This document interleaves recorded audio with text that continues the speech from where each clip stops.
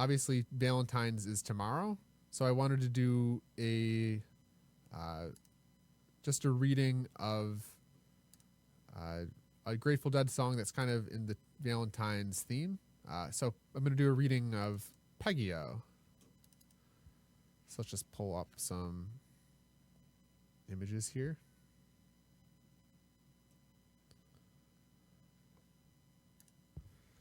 So this is the book I have. I did Franklin's Tower last week.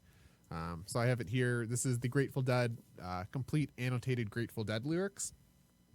So I'm going to read through the lyrics first of Peggy-O. Let's see if I can pull up the lyrics while I read it. So this was the writer of the annotated bibliography. So, I mean, people in the band, said this book is great. Now I'll never have to explain myself. So that was Bob Weir. So yeah, just a very detailed book made by this deadhead who is the author. His name is David Dodd. So let's find the Peggy-O. So the lyrics go, as we rode out to Fenario, our captain fell in love with a lady like a dove, and he called her by name, pretty Peggy-O. So it starts with Fenario. So we rode out to Fenario. So what is Fenario? So this book, let's see if I can read that. It says, often called Fenario, this song has a very long lineage. According to Joan Baez's Songa, Joan recorded on her 1962 LP. Cecil Sharp discovered several versions of this ballad in the southern Appalachias on his collecting trips during the First World War. Though it seems to have disappeared from American tradition since that time, it is still extremely popular in Scotland as the Bonnie Lass o' Fivio, and was earlier known in England as Pretty Peggy of Derby. There are precedents for calling the tune Peggy-O.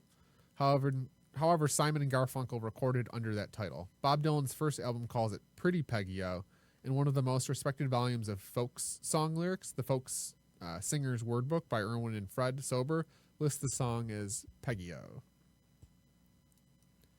Let's see if I can zoom out. So this Fenario, and it has then a note here of to see the dire wolf. So this Fenario, so here's the annotation for direwolf. So it goes into more depth of Fenario. So mentioned in the folk song, the Bonnie Lass of Fenario, variously titled Peggy-O, Fenario, the Bonnie Lass of Fivio, Pretty Peggy-O, Pretty Peggy of Derby. The relevant line is, as we march down to Fenario, which in turn is spelled variously as Fernario, Fenario, Fenario, Fenario. The question becomes, is this really a place? So you've seen the question posed and debated, usually facetiously on many Grateful Dead conferences and email exchanges, but no one has come up yet with anything approaching a definitive answer. So in the absence of the definitive, I'm going to go out on a limb and propose a theoretical answer.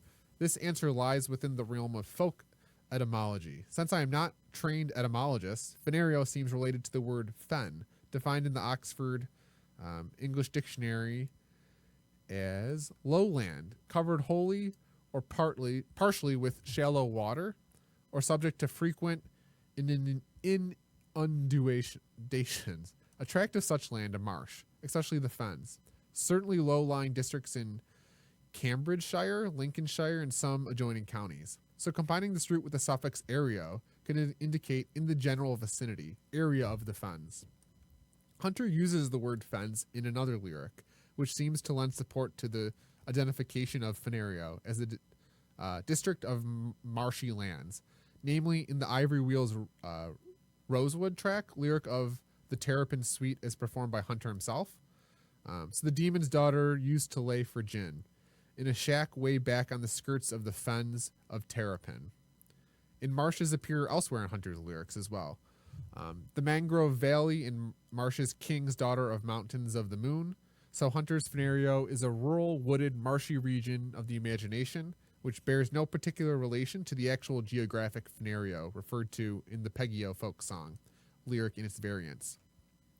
Child in his English and Scottish popular ballads places the Peggy ballads within the tradition of ballads gathered under number 299, Trooper and Maid. Sharp in his English folk songs from the Southern Appalachians names the collection of tunes gathered under number 95, Pretty Peggy-O. David Gans interviewed Alan Trist on KPFA in June 1990, and the following exchange took place. Let's see if we can find that exchange.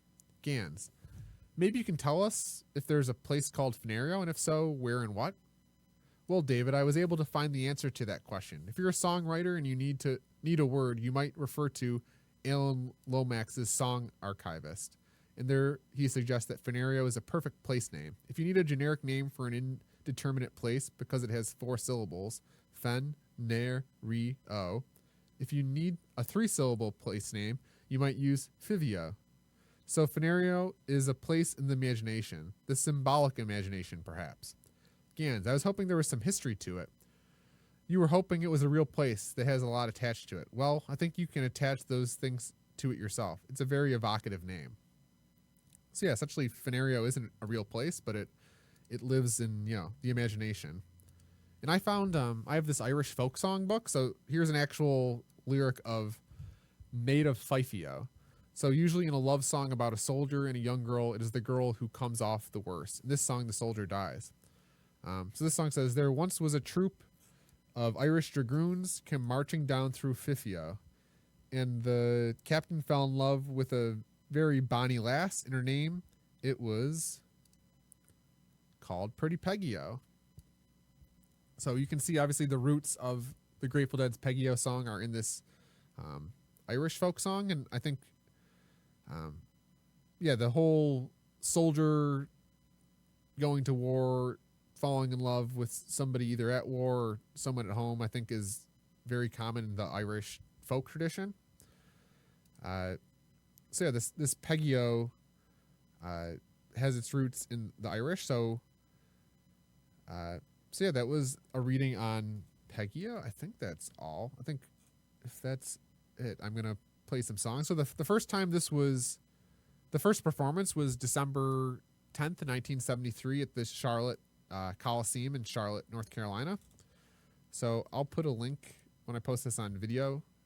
I'll put a link on the page, but let's give a quick listen to the first iteration of Peggy-O in 1973.